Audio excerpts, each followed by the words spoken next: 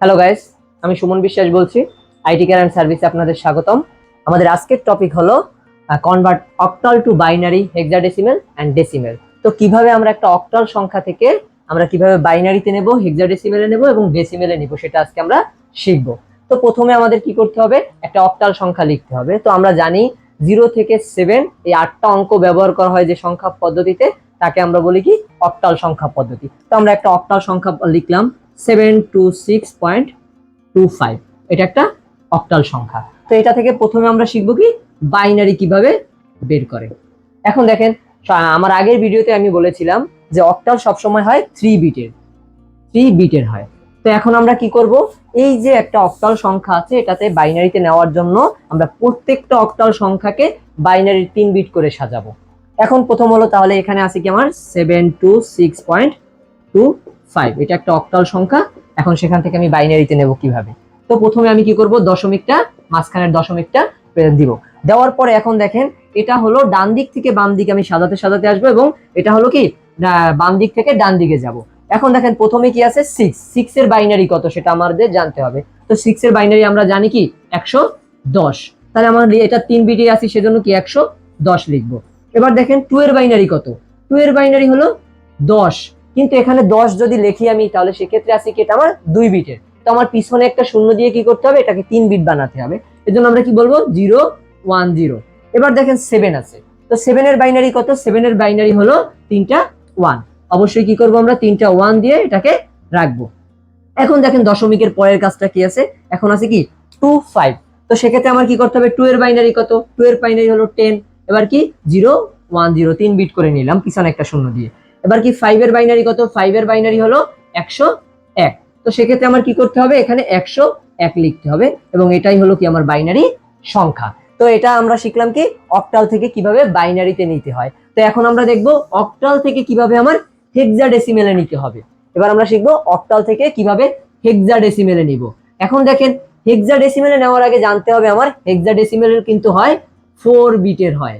তো সেক্ষেত্রে আমরা কি করব, প্রথমে এই অক্টাল থেকে হেক্সাডেসিমেলে নিতে হলে প্রথমে আমার কিন্তু এই বাইনারিটা বের করে নিতেই হবে। তো সেক্ষেত্রে আমি কি করব, প্রথমে আমরা এটা বাইনারিতে কনভার্ট করে নিব। তো সেম সিস্টেমে কি আবারও ওই একইভাবে কি করব, আমরা 110, 6 এর বাইনারি 2 এর বাইনারি 10, এজন্য 3 বিট করে নিব এবং 7 এর বাইনারি হলো কি 3টা 1 এবং পরে আছে কি 25 0 1 0 এবং 5 এর বাইনারি হলো কত 101। এটা হলো আমার বাইনারি সংখ্যা।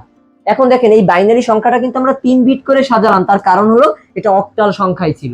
এখন আমরা কি করব, হেক্সাডেসিমেল সংখ্যায় নেব। এজন্য এই বাইনারি সংখ্যাটাকে আমার কি করতে হবে, 4 বিট করে সাজাই নিতে হবে। তো আমরা সেটা কিভাবে নিব, 4 বিট করে এই মাঝখানের দশমিকটা দিব, দেওয়ার পর এই পাশ থেকে 4টা 4টা করে সাজাতে সাজাতে আসবো। তো এখানে 4টা সাজালে কি হয় 0 1 1 0, এরপরে বাকি থাকে কত 1 0 1 1। এখন দেখেন একটা 1 কিন্তু থাকে। তো আমরা জানি কি হেক্সাডেসিমাল কি 4 বিটের, এর জন্য এই 1টা দিয়ে পিছনে 3টা শূন্য দিয়ে এটাকে 4 বিট করতে হবে। এই গেল আমার 4 বিট করে সাজানো। এবার দেখেন এখানে 4 বিট করে যদি সাজাই তাহলে হয় কত 0 1 0 1, এবং কিন্তু সেম ভাবে কিন্তু এক থেকে যায়। এজন্য আমার কি করতে হবে, এখানে 0 1 থেকে যায়। তো সেক্ষেত্রে আমার কি করতে হবে, এখানে 0 1 লিখে বাকি সামনে 2টা শূন্য দিয়ে এটাকে কি করতে হবে 4 বিট করে নিতে হবে। এবং এটাও কি, এটা আমরা কিন্তু শুধু সাজালাম, এটাও কিন্তু এক ধরনের কি বাইনারি সংখ্যাই। এখন দেখেন শুধু আমরা 4 বিট করে সাজালাম আর কিছুই না। এখন এই যে একের বাইনারি কত, তো আমরা আগেই শিখেছি যে সহজভাবে কিভাবে কোনটার বাইনারি কত সেটা জানা যায়। সেটা থেকে আমি জানি যে একের বাইনারি হলো 1। এবার দেখেন এখানে আছে কত 1 আছে 100 আছে এবং 11 আছে, তার মানে কত 1101। তো 1000 হলো 8 এর বাইনারি, 100 হলো 4 এর বাইনারি, 1 হলো 1 এর বাইনারি। তাহলে 8 আর 4 12 আর 1 13, আর 13 মানে কত, 13 মানে হলো ডি, 13 হলো ডি।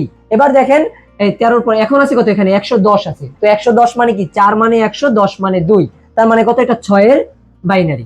এবার দেখেন দশমিক দিলাম, দশমিক দেওয়ার পর এখানে আছে 101, আমরা জানি 101 হলো 5 এর বাইনারি এবং এখানে আছে 100, এটা আছে কত 4 এর বাইনারি, এবং এটাই কি হলো আমার হেক্সাডেসিমাল সংখ্যা। এখন দেখেন আমরা আগে দেখলাম অক্টাল থেকে কিভাবে বাইনারিতে নিতে হয়, এবার দেখলাম কি অক্টাল থেকে কিভাবে হেক্সাডেসিমাল নিতে হয়। এবার আমরা দেখবো কি একটা অক্টাল সংখ্যা থেকে কিভাবে ডেসিমেল সংখ্যায় নেব। তো আগেই আমরা জানি কি যে ডেসিমেল সংখ্যা থেকে যদি আমরা অন্য কোনো সংখ্যায় নেই সেক্ষেত্রে আমরা কি করি, যে আপনার যে সংখ্যায় নিব সেই সংখ্যার বেস দ্বারা আমরা ভাগ করি পূর্ণ সংখ্যাটাকে, এবং কি করি দশমিক সংখ্যাটাকে আমরা কি করি সেই সংখ্যার বেস দ্বারা গুণ করি।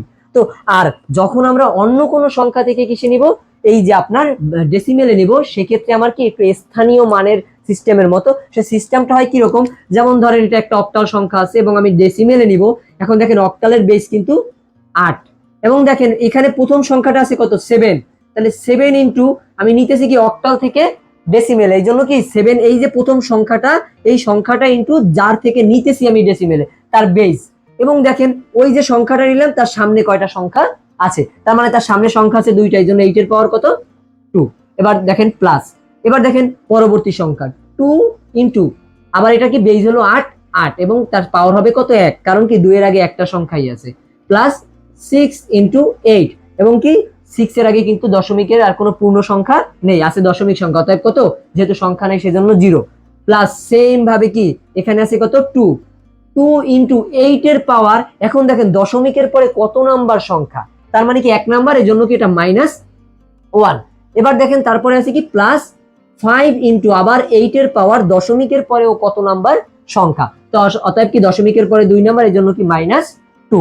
এটা হলো আমার সিস্টেমটা, হলো কি আমার এই অক্টাল থেকে কিভাবে আমি ডেসিমেলে নিব সেই সিস্টেমটা। এখানে যদি আরো সংখ্যা বেশি থাকতো সেজন্য তাহলে কি পাওয়ার আরো বেশি হতো, আবার এখানে যদি দশমিকের পরে আরো সংখ্যা থাকতো তার মানে কি সেই সংখ্যাটা ইন্টু 8 এর পাওয়ার আর 3 হতো। তো এভাবে করে কি আমরা সাজাবো, সাজানোর পরে কি এই প্রত্যেকটাকে আমি কি করব গুণ করব, গুণ করলে পর যে অ্যান্সারটা আসবে সেটাই হলো কি আমার মূল অ্যান্সার। সেটা হবে কোন ধরনের সংখ্যা, সেটা হবে একটা ডেসিমেল সংখ্যা। অবশ্যই সেটা আমরা ক্যালকুলেটর বা ক্যালকুলেটর থেকে কি ক্যালকুলেশন করে নিতে পারি, এজন্য আমরা কি করব এটা ক্যালকুলেটর থেকে ক্যালকুলেশন করে নিব।